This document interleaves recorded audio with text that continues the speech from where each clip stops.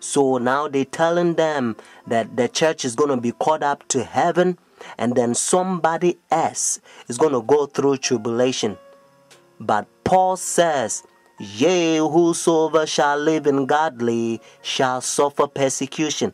When Shadrach, Meshach, and Abednego, notice in Daniel chapter 3, when they throw them in the fire furnace, you know what happened? God saved them.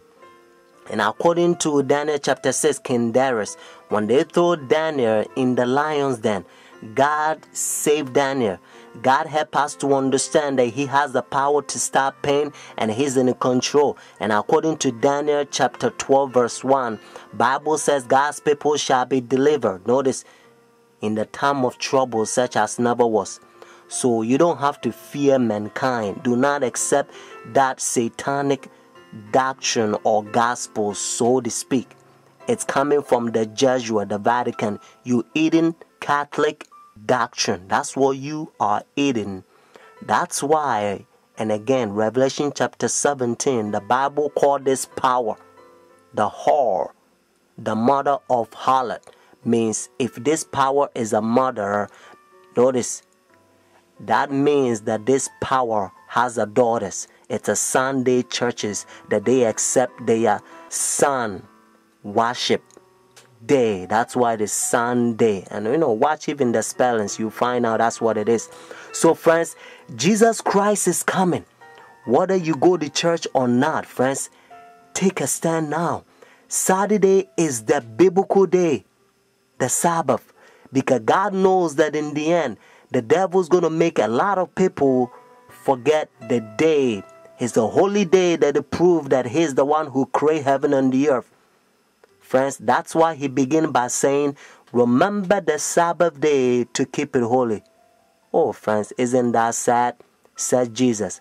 Why you call me Lord, Lord, and do not the thing which I said?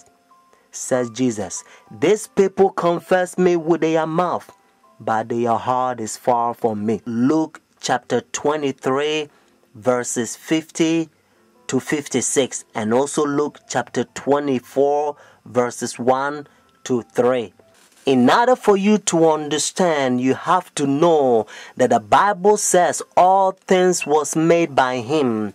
So Jesus Christ created this world 6 days, and the 7th day He rested, according to Genesis chapter 2, verses 1 to 3.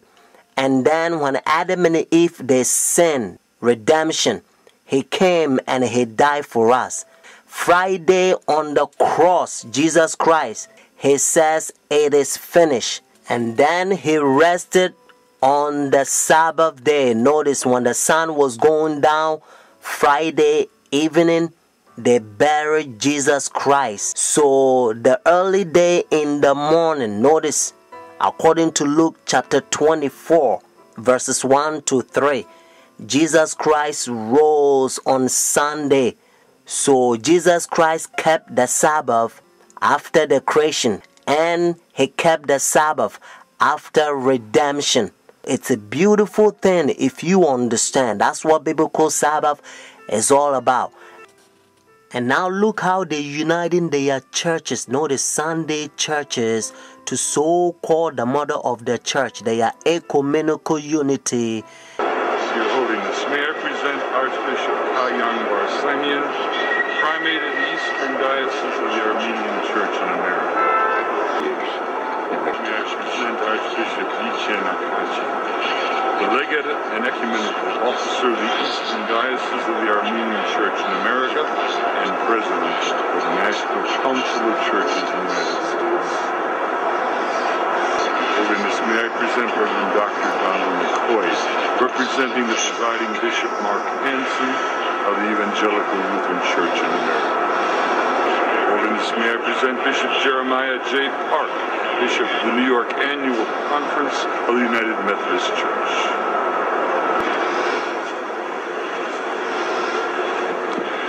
Your Holiness, may I present Reverend Wesley Granberg Michelson, the General Secretary of the Reformed Church in America.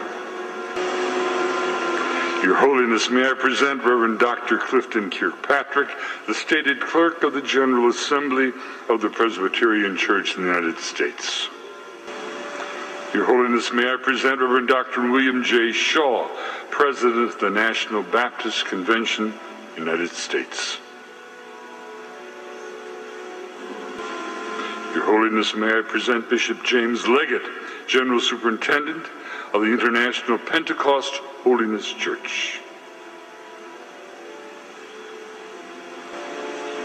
Your Holiness, may I present Dr. Leith Anderson, President of the National Association of Evangelicals. Your Holiness, may I present Bishop David H. Benke, President of the Atlantic District of the Lutheran Church, Missouri Synod. Your Holiness, may I present Reverend Dr. A.R. Bernard Sr., President of the Council of Churches of the City of New York. Your Holiness, may I present Elder Bernice King, daughter of the civil rights leaders Martin Luther King Jr. and Coretta Scott King. Your Holiness, may I present Reverend Jimmy Song Jilim, Executive Director of the Council of Churches of the City of New York. Your Holiness, may I present the Right Reverend Mark Sisk, Bishop of the Episcopal Diocese of New York. Do you understand the language, Your Holiness? And this is how they call this power. He think he is God.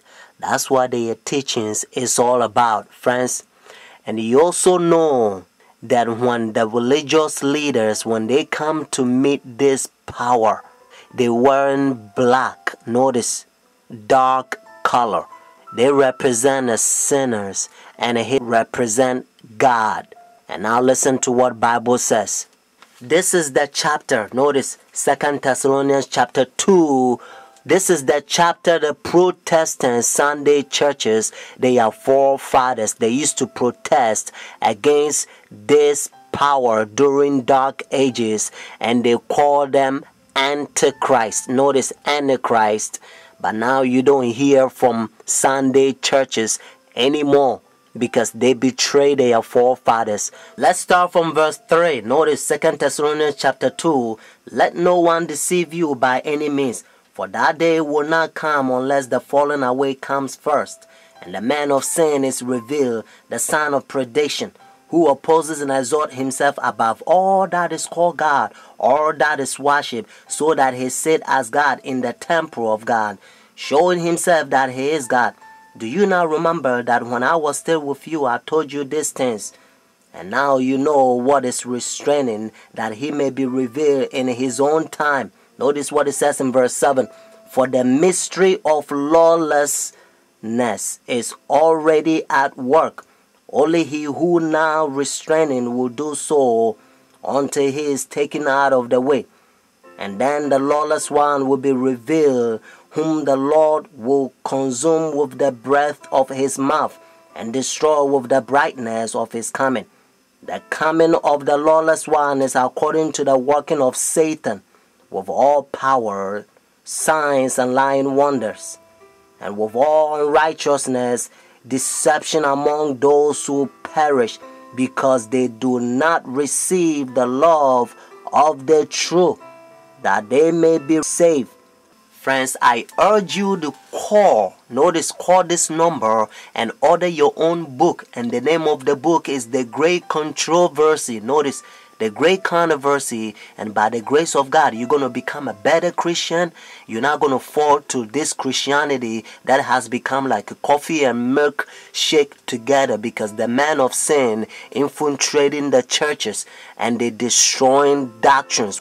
The phone number here is 856-503-5893. One more time, 856-503-5893. Friends, Also, if God is touching your heart to support God's faithful ministry so that we can speed up this gospel to a lot of people so that they can hear what you are hearing, because heaven is ceaseless ages. Benedict XVI heads to the U.S. this coming week for his first visit here since being elected Pope 3 years ago, where the war in Iraq is expected to be high on the agenda. On Friday, Benedict travels to New York, where he will address the United Nations General Assembly.